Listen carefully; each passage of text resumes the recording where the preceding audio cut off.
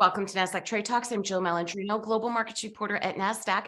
Joining us for the segment, we have Alex Coffey, Market Strategist at TD Ameritrade, to discuss the October reading for the Investor Movement Index. The IMX is TD Ameritrade's proprietary behavior-based index aggregating Main Street investor positions and activity to measure what investors actually were doing and how they were positioned in the markets.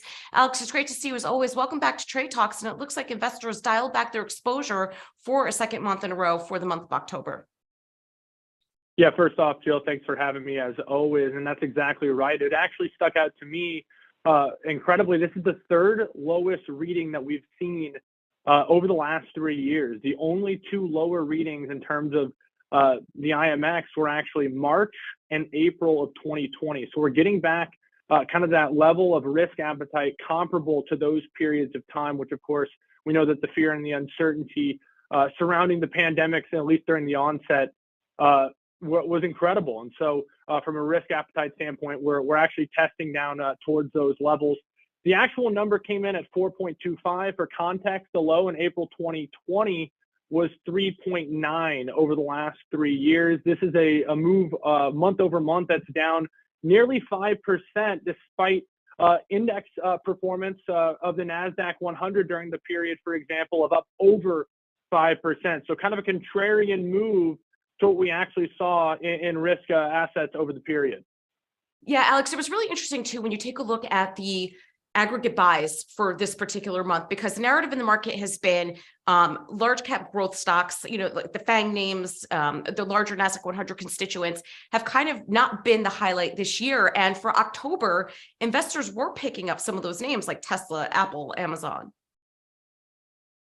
No doubt. I was actually just looking at this before we came on, just to kind of double check which names were bought. Amongst the names that were net bought, some of the top buys for TD Ameritrade clients during the month of October, the IMX period for October, did include many of the Nasdaq 100 names, from Tesla, as you mentioned, of course, Intel, AMD, Amazon, Apple, Alphabet, Microsoft. So some of the heavy hitters in terms of market capitalization within the market. But most interesting is they all had a kind of a wide variety of performances. Names like Tesla were down double-digit percentage points during the period. A name like Microsoft, for example, is actually quite flat. Some of the semiconductor names had built on kind of multi-month underperformance versus the broad indices. So it is, while the overall risk appetite decreased for the TD Ameritrade clients based off of their behavior, there was risk appetite for some of these winners of the last few years, seeing potential opportunity, for example, in a name like Tesla that had actually gone down despite the market itself, as measured by the Nasdaq 100 being up over 5%. Yeah, and if you take a look at the sales, also equally a mixed bag. I thought it was interesting to see you have a mixture of United Air and then Coinbase, which I guess it was a pretty fortuitous sell considering the news that we have in the crypto space today.